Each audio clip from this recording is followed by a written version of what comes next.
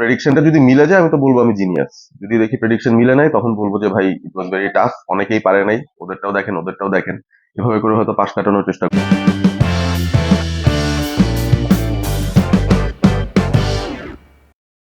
সাধারণত বাংলাদেশের আন্তর্জাতিক খেলা যখন হয় এবং T20 হোক, ওডিআই হোক, টেস্ট হোক, আমরা কিন্তু মোটামুটি স্কোয়াডটা দেখে বুঝতে পারি যে কোন 11 জন স্টার্ট করবেন আর কোন 4 জন হয়তো বেঞ্চে থাকবেন।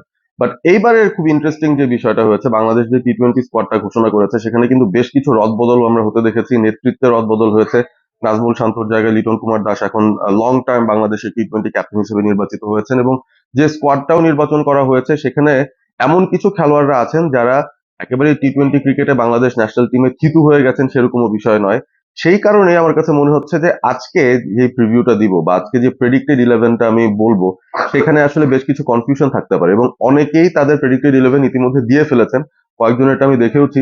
কিন্তু বিষয়টা যেটা, আজকে রাতে প্রথম ওডিআই এর আগে আমি নিজের জন্য একটা চ্যালেঞ্জ নিলাম যে বাংলাদেশের আজকে ইউএই বিরুদ্ধে প্রথম ম্যাচে কোন 11 জন খেলবে সেই স্টার্টিং ইলেভেনটা আমি আসলে প্রেডিক্ট করতে চাই। প্রেডিকশনটা যদি মিলে যায় আমি তো বলবো আমি জিনিয়াস। যদি দেখি প্রেডিকশন মিলে নাই তখন বলবো যে ভাই ইট ওয়াজ ভেরি টাফ, অনেকেই পারে নাই, ওদেরটাও দেখেন ওদেরটাও দেখেন, এভাবে করে হয়তো পাশ কাটানোর চেষ্টা করবো। বাট যে কারণে এই প্রেডিকশনটা ইন্টারেস্টিং, একটা বড় ফ্যাক্টরের কথা যদি বলি সেটা হচ্ছে বাংলাদেশের ফর্মার ক্যাপ্টেন নাজমুল হোসেন শান্ত, যাকে এবারে স্কোয়াডেও রাখা হয়েছে। শান্ত স্কোয়াডে আছেন কিন্তু তিনি ক্যাপ্টেন নন। তিনি কি আসলে স্টার্টিং ইলেভেন প্লেসটাই পাবেন কিনা সেটা হচ্ছে কি বড় একটা কন্টেনশনের ব্যাপার। যাই হোক, আমি একদম স্ট্রেট প্রেডিকশনে চলে যাই, let's keep it short and sweet. Opening স্লটটায় হোয়াট ডু উই থিঙ্ক কে থাকতে পারে? সৌম্য সরকার আমার মনে হয় একটা জায়গা ওয়ারেন্ট করেন, বিকজ তার বোলিং কেপাবিলিটিস আছে এবং মাঝে মধ্যে তাকে একটা দুটো ওভার হয়তো করানোর চিন্তা ভাবনা টিম করতেও পারে। তো Soumya Sarkar is one of my choices, যদিও তার রিসেন্ট ফর্মের অবস্থা কিন্তু খুবই ভালো না। মানে প্রিমিয়ার লিগেও একটা বড় ইনিংস ছাড়া he did not do well in the others. Tanzid Tamim, Parvez Emon comparatively খুব ভালো ফর্মে আছেন। তো বেসড অন ফর্ম আমার কাছে মনে হয় যে তানজিদ তামিম এবং ইমনের সুযোগ পাওয়া উচিত। তবে সৌম্য সরকার আই থিঙ্ক এক্সপিরিয়েন্সের কারণে এবং তার বোলিং অ্যাবিলিটির কারণে হয়তো তাকে একটা নট দেওয়া যেতে পারে, এবং সৌম্য সরকার থাকবেন একজন। তার সাথে কে থাকবেন সেটাও ইন্টারেস্টিং, তানজিদ তামিম নাকি পারভেজ ইমন। কম্পেয়ার যদি করি সেখানেও দুজন বেশ সমানে সমান আছেন, তবে পারভেজ ইমন রিসেন্ট টাইমসে ডোমেস্টিক সার্কিটে he has done well, DPL খুব ভালো পারফর্ম করেছেন, সেকেন্ড হাইয়েস্ট রান স্কোরার ছিলেন। তো ওই জায়গা থেকেও I think he has a possibility. Parvez ইমনকে আমি পার্সোনালি চাই সে স্টার্ট করুক, বা তানজিদ তামিম বাদ পড়বে সেটাও খুব ডিসঅ্যাপয়েন্টিং হবে। তো 2 আউট অফ দ্য 3, এখন আমাকে চুজ করতে বললে আমি বলবো সৌম্য আর হচ্ছে পারভেজ ইমন ওপেনিং স্লটে। 3 নম্বর পজিশনে এই মুহূর্তে বাংলাদেশে আসলে ওরকম স্টেবল একটা সিচুয়েশন নাই, বাট যেহেতু Liton Kumar Das he use to be an opener, but এখন সে ক্যাপ্টেন। তো লিটন দাস তিনে খেলবেন সেরকম একটা ব্যাপার হতো টিম ম্যানেজমেন্ট থেকে একদম মিডিয়ার কাছেই বলা হয়েছে। তো I am guessing Liton will start at number 3। সেই 3টা পজিশন আমরা সিল করে ফেললাম। 4 নম্বরে যদি তাওহিদ হৃদয় নামেন, that that would be a good pick for for him I guess. 5 নম্বরে যদি চিন্তা করি সেখানে হয়তো আহ, আহ, জাকের আলী অনেকের সুযোগ থাকতে পারে। 6 নম্বরে হয়তো শামীম পাটোয়ারি থাকতে পারেন। 7 নম্বরে রিশাদ থাকতে পারেন।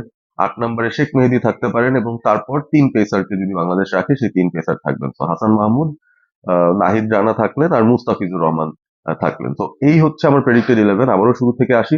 সৌম্য সরকার, পারভেজ হোসেন ইমন, লিটন কুমার দাস, তাওহিদ হৃদয়, জাকের আলী অনিক, শামীম হোসেন পাটোয়ারি, রিশাদ হোসেন, শেখ মেহেদী, হাসান মাহমুদ, নাহিদ রানা, আর মুস্তাফিজুর রহমান। এখন এটা বলতে পারেন যে হ্যাঁ, এই দলটায় আসলে আমরা ব্যাটিংটাকে একটু কি ডেপথ কমিয়ে ফেললাম কিনা, একজন প্রতিষ্ঠিত ব্যাটার আরো একজন আমরা রাখতে পারি কিনা টপ অর্ডারে। বাট মূল যে ব্যাপারটা হচ্ছে স্কোয়াডের মধ্যে কিন্তু মিডল অর্ডারে ব্যাট করার মতো সেই ব্যাটার গুলোকে আমরা দেখছি না, এবং রিসেন্ট টাইমসে ইমার্জিং টিম, এ টিম যারা খেলছে সেখানে কিন্তু বেশ কিছু হোয়াইট বল ক্রিকেটাররা ছিলেন যারা মিডল অর্ডারে ভালো করতে পারেন। সামওয়ান লাইক নুরুল হাসান সোহান, তিনি কিন্তু এই স্কোয়াডে নেই, বা মাহিদুল অঙ্কন তিনি কিন্তু এই স্কোয়াডে নেই। সুতরাং মিডল অর্ডারের সেই গ্যাপটা পূরণের জন্য আমার মনে হচ্ছে অলরাউন্ডারদের দিকে ঝুঁকবে বাংলাদেশ, এবং সেই জায়গাটায় বাংলাদেশের যে 3 অলরাউন্ডার আছেন, একজন হচ্ছেন শেখ মেহেদী যিনি এই মুহূর্তে ভাইস ক্যাপ্টেন দায়িত্ব পালন করবেন, সে সাথে রিশাদ আছেন, এবং সে সাথে শামীম পাটোয়ারি। আমার মনে হয় এই 3 জনকে দিয়েই ওই 6, 7, 8 এই 3টা পজিশন কভার করার চেষ্টা করা হবে, এবং জাকের আলী অনেক তিনি মিডল অর্ডারে থাকবেন তাহিদ হৃদয়ের সাথে জেনুইন মিডল অর্ডার অপশন হিসেবে।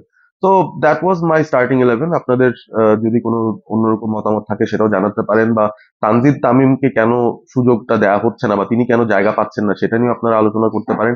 নাজমুল শান্তকে কি আবার আপনারা স্টার্টিং ইলেভেনে দেখছেন কিনা সেটাও আলোচনা করতে পারেন, কারণ আমার কেন যেন মনে হচ্ছে যদি একটা পজিশন নিয়েই ওলট পালট হয় সেটা হয়তো নাজমুল শান্তর পজিশনটাই হবে, হয়তো তিনি থাকবেন এবং কেউ একজন বাদ পড়বেন আমি যেই লিস্টটা বলেছি তার জায়গা থেকে। বাট যদি সেটা না হয়, যদি আমরা এই ইলেভেনটা নিয়ে যাই যেটা আমি প্রেডিক্ট করছি প্রথম ম্যাচের জন্য, বাংলাদেশ কিন্তু বোলিং ব্যাটিং দুই জায়গাতেই খুব ভালো একটা ব্যালেন্স নিয়ে যেতে পারবে। দেখা যাক শেষ পর্যন্ত বাংলাদেশ টিম ম্যানেজমেন্ট প্রথম টি-20টার জন্য ইউএই বিরুদ্ধে কি একটা স্টার্টিং ইলেভেন তৈরি করে। আপনারা থাকবেন আমাদের সঙ্গে এবং অবভিয়াসলি আজকে আমার সন্ধ্যার সময় বাংলাদেশ বেতারে এই ইউএই ভার্সেস বাংলাদেশের প্রথম টি-20 ম্যাচের ধারাভাষ্যের প্যানেলে আমি যুক্ত আছি, সুতরাং সেই সময়টা আপনার বাংলাদেশ বেতার টিউন করলে আমাকে শুনতে পাবেন, ম্যাচের অ্যানালাইসিস শুনতে পারবেন, ম্যাচের ধারাভাষ্য আপনারা উপভোগ করতে পারবেন। Let's hope Bangladesh starts with a good winning break UAE বিরুদ্ধে সিরিজে, because this series is not so important. এর চেয়ে বড় সিরিজটা অপেক্ষা করছে পাকিস্তানে, 5 ম্যাচের টি-20 সিরিজ। তো সেটারই প্রস্তুতি হিসেবে বাংলাদেশ ইউএইটা ভালো করুক এই আশাই আমরা করি। Stay awesome, stay all sport with All Sport ABP. Subscribe to the channel, like the video, and share this with your friends.